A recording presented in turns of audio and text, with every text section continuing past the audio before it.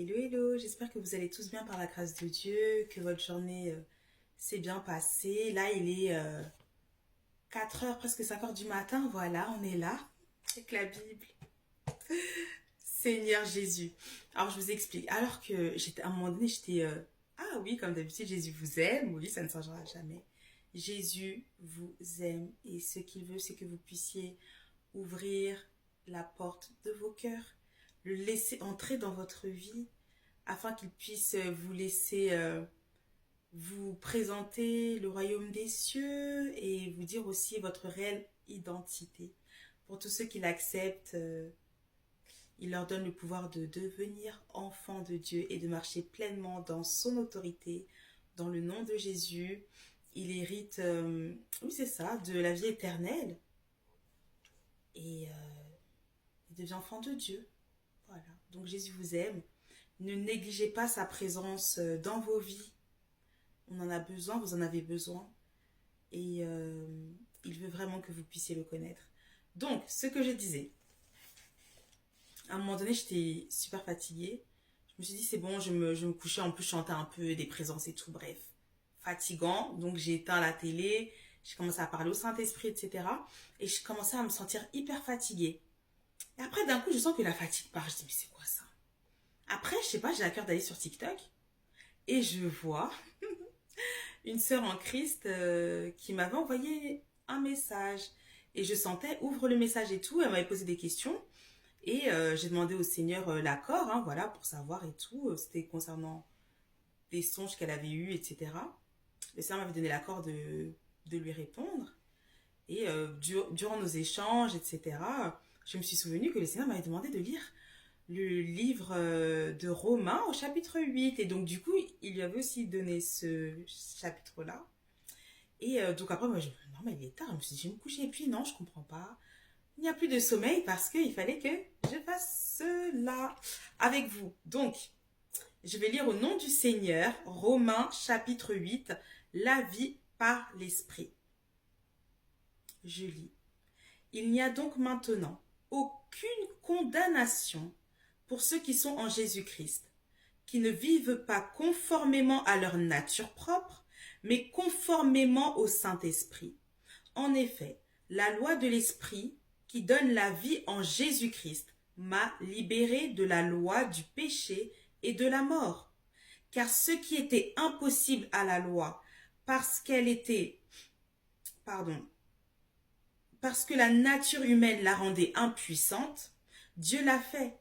Il a condamné le péché dans la nature humaine en envoyant à cause du péché son propre Fils dans une nature semblable à celle de l'homme pécheur. On parle de Jésus-Christ. Ainsi, la justice réclamée par la loi est accomplie en nous qui vivons non conformément à notre nature propre, mais conformément à l'esprit. En effet, ceux qui se conforment à leur nature propre, donc qui vivent par la chair, se préoccupent des réalités de la nature humaine, tandis que ceux qui se conforment à l'esprit de Dieu sont préoccupés par ce qui est de l'esprit. Verset 6. De fait, la nature humaine tend vers la mort, tandis que l'esprit tend vers la vie et la paix. En effet, la nature humaine tend à la révolte contre Dieu, parce qu'elle ne se soumet pas à la loi de Dieu et qu'elle n'en est même pas capable. Verset 8. Or, ceux qui sont animés par leur nature propre ne peuvent pas plaire à Dieu. Donc ceux qui marchent par l'Esprit ne pourront jamais plaire au Saint-Esprit, à Dieu. Quant à vous, vous n'êtes pas animés par votre propre nature, mais par l'Esprit. Si du moins, l'Esprit de Dieu habite en vous. Si quelqu'un n'a pas l'Esprit de Christ, il ne lui appartient pas. Et si Christ est en vous, votre corps, il est vrai, est mort à cause du péché, mais votre esprit est vie à cause de la justice. Verset 11.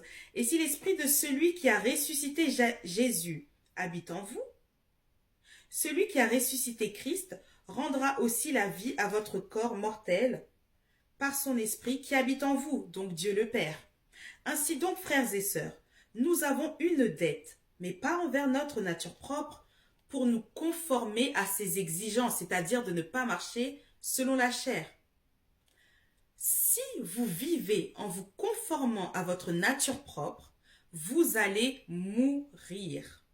Mais si par l'esprit, voilà le secret, vous faites mourir les manières d'agir du corps, vous vivrez.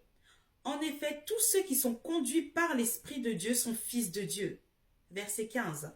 Et vous n'avez pas reçu un esprit d'esclavage pour être encore dans la crainte, mais vous avez reçu un esprit d'adoption, par lequel nous crions « Abba, Père ». L'Esprit lui-même rend témoignage à notre esprit que nous sommes enfants de Dieu. Verset 17. Or, si nous sommes enfants, nous sommes aussi héritiers, héritiers de Dieu et co-héritiers de Christ. Si toutefois nous souffrons avec lui, afin de prendre aussi part à sa gloire. La gloire à venir. Verset 18. J'estime que les souffrances du moment présent ne sont pas dignes d'être comparées à la gloire qui va être révélée pour nous. De fait, la création attend avec un ardent désir la révélation des fils de Dieu. En effet, la création a été soumise à l'inconsistance, non de son propre gré, mais à cause de celui qui l'y a soumise.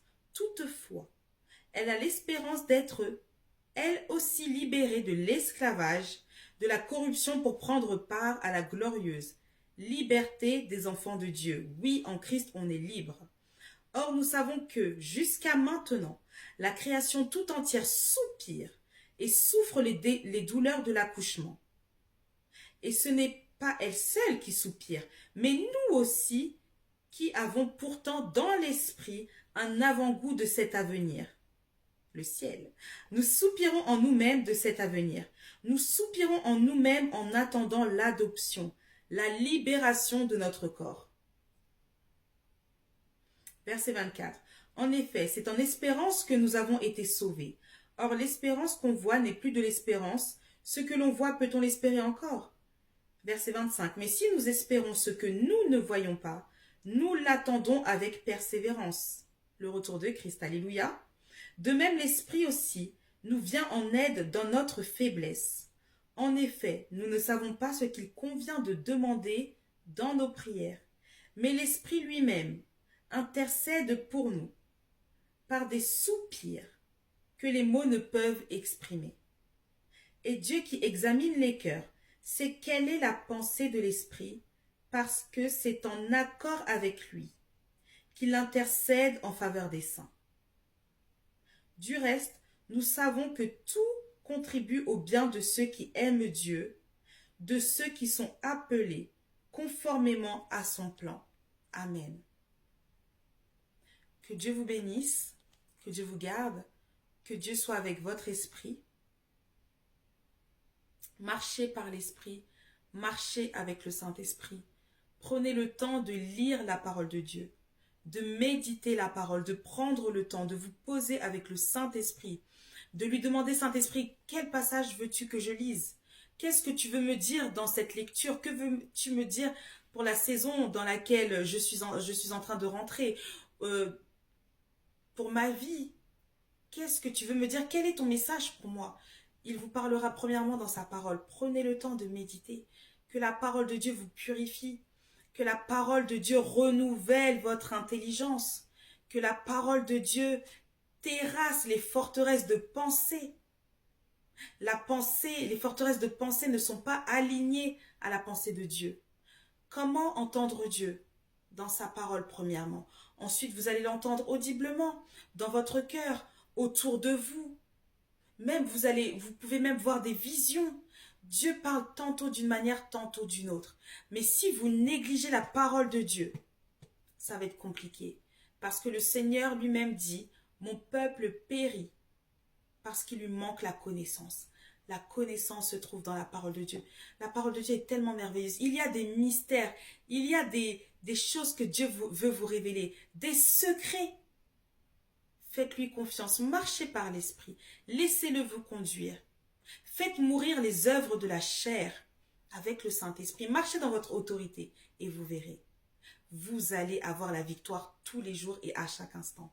Donc, que Dieu vous bénisse, on va s'arrêter là. Que Dieu vous garde, que Dieu vous protège. Et à très bientôt. Bye. Et bonne lecture au nom de Jésus.